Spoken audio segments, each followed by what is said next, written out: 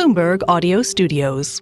Podcasts, radio, news. We are joined now by Danny Wirtz, Chairman and CEO of the Chicago Blackhawks, alongside Michael Reinsdorf, President and CEO of the Chicago Bulls. They are both here with us on set in Chicago. Welcome to you both. Thank you so much for being with us. Thanks for having us. It is a power table. I'm not so sure about that. I don't know.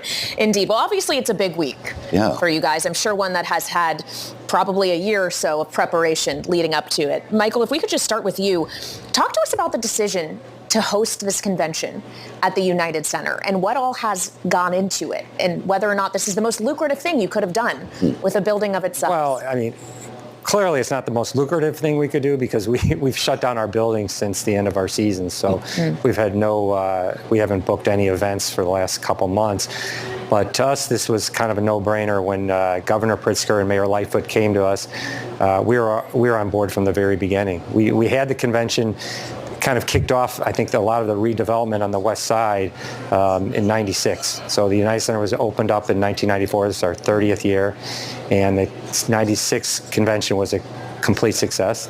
And now it's many years later, and we want to do our part of supporting the city of Chicago that we love so much. Fascinating. I'm really taken by the logistics behind something of this scale. You can throw a concert, you can host a game, but this is on a much larger level. You have 50,000 people attending, and I'm just curious what goes into that type of a transformation. Tremendous planning, and the good thing is our team kind of at the United Center are used to these, 150 nights a year working games, concerts, etc., big events like all-star games, but this is another level, and I know our team at the United Center kind of like the challenge of really rising to the occasion.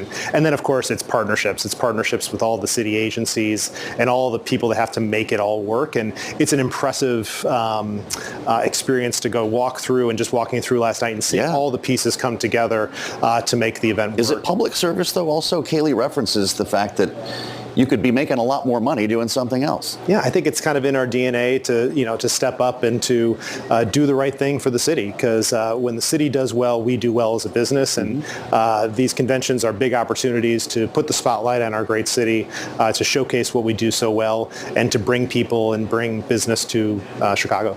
Well, as we think about the work you're doing in Chicago, obviously you announced a few weeks ago, as Tyler mentioned, the 1901 project. You're investing more than $7 billion to revamp basically the area where now the area that surrounds the United Center. How do you fund that, as we're having a conversation here about money? Well, we're going to fund it privately. We're lucky because the United Center is kind of the anchor tenant. So we have a chance to redevelop the land, the parking lots. So when we opened the building, we had 6,000 parking spaces available, and we didn't want to make it a sea of parking, but what happened was a lot of people bought parking, vacant lots and made additional parking. So we actually became kind of a sea of parking.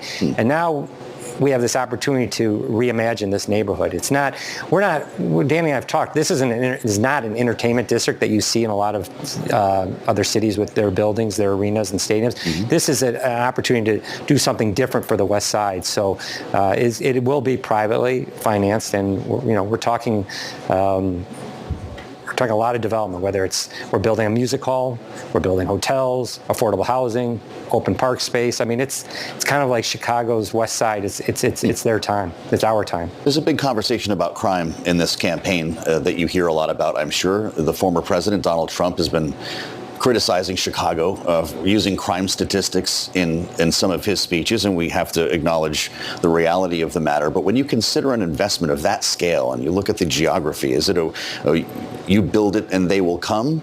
Well, the timing is what I'm curious about, considering the backdrop of your investment here when it comes to crime in Chicago. Well, we have a long-term view. Danny, how long has your family been here? We've been here for almost 100 years, and I can tell you, crime has always been something that we've had to contend with and work with. But we also know that when we invest in the neighborhoods and when you invest in economic development, that is one way to help create opportunities that gets to sort of the root cause of some of the crime issues you see today. So I think Chicago has a history of really rolling up our sleeves and trying to be part of the solution, try to partner, with the public sector to figure out how do we create those opportunities to help, stem some of those problems from violence. Yeah, you have to understand one thing. When the United Center opened, no one went west of the business district. Yes, right. And United Center opened in 94. Mayor Daley wanted to bring the convention to, make up for what happened in 68. 96 convention went off perfectly, and then all the development started happening. I don't think Fulton Market, which is just to the east of us, I don't think that necessarily happens without the United Center kickstarting all of this. So for us, we're not worried about the timing. We think the timing is right now. Yeah.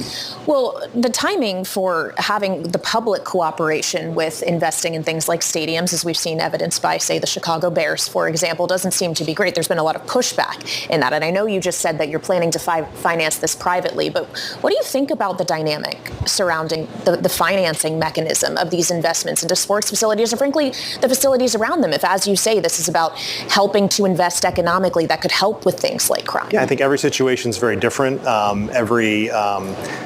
Wherever you're looking to do your development has different opportunities, and I think it is that partnership, with the public to figure out where that benefit lies. We know in our situation, we own our land. We've owned our land for a long time. We've been part of this community for almost 100 years.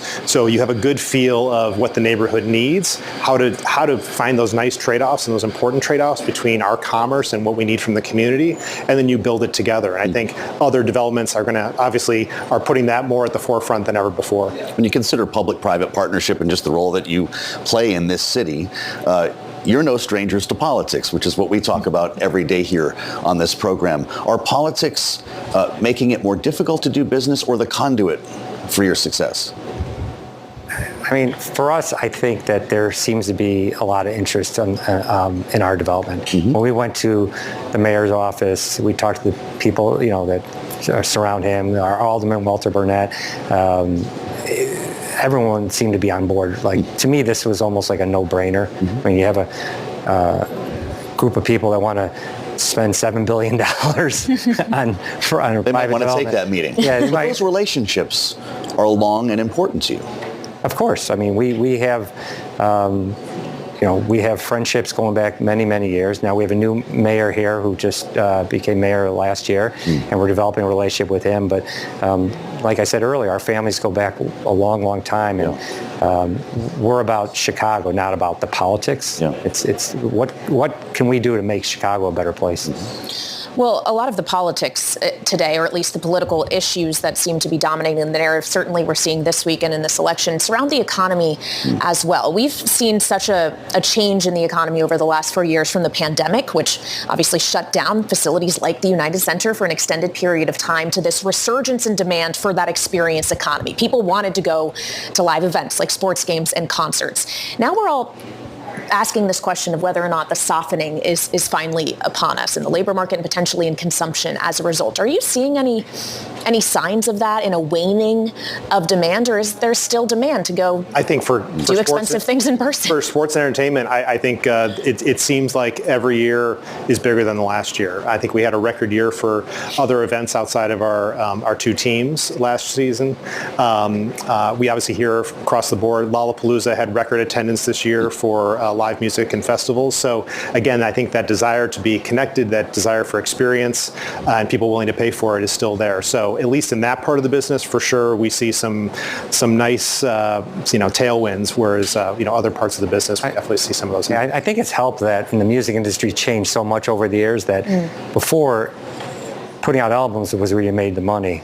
Now it's touring. So now you have all these acts, and so every year it seems like we're getting more and more acts. I mean, how many different concerts did we do last year? I think we're almost 80 different concerts. I mean, it's kind of crazy. And so now we're building this music hall, which is a 6,000 seat venue, and that's going to get some of the smaller acts. And we don't see a softening right now. And especially in markets like Chicago, which seems to be able to absorb a tremendous amount of live events and entertainment. Sure. Chicago loves its sports, so we feel pretty good about where we're at here. But it's an interesting take that you have just broadly beyond even spending on events, sports, and concerts. You don't see a consumer prepared to slow down or more wary about conditions. I think trade down. I think what we see is that you better make sure that you are delivering a special experience. Yeah. From the time that someone gets into their car or takes the train or takes the ride sharing to, parking the car, going into the building, getting their food, getting their drinks. We better make sure that it is a top quality experience, and that's some of the biggest challenges we have, because we don't control the traffic. Right. We don't control certain things. We don't control when it's a blizzard in the middle of winter. Probably one of the great things about this DNC is that it's in the summer, right? Not here in the winter. I have to say the weather right now is certainly preferable. We ordered it up for you guys. Yeah, thank you. I want to ask as well, because something we just saw happen in Washington last year was the purchase of a sports team for a pretty rich valuation in the Commanders. We've seen the valuations seem to go up in general, and I wonder if you think this is something that is sustainable, how you're considering your own valuation for the Blackhawks at this time, if you've been having any conversations with private equity about these kind of things. Can you just shed some light on that, Danny? I'm fourth generation owner of our family. I think one of the longest contiguous owners of a major sports franchise in all of sports. And for us, it's something we just hold really dear to our family. So we're sort of in a very unique situation from an ownership standpoint, which of course the interests in these very coveted licenses are driving those values up. So we love the valuation, but it doesn't necessarily change our strategy to continue to hold and develop and grow our family asset for another few generations. And what about for the Bulls? For the Bulls, I mean, we're the Chicago Bulls. Why would we want to get out of being part of the Chicago Bulls? I mean, we were probably the first global sports franchise in the world, thanks to Michael Jordan. Right. So for our family and for our investors, our partners, we're not interested in being a seller. Is it nice that the valuations of these teams are going up?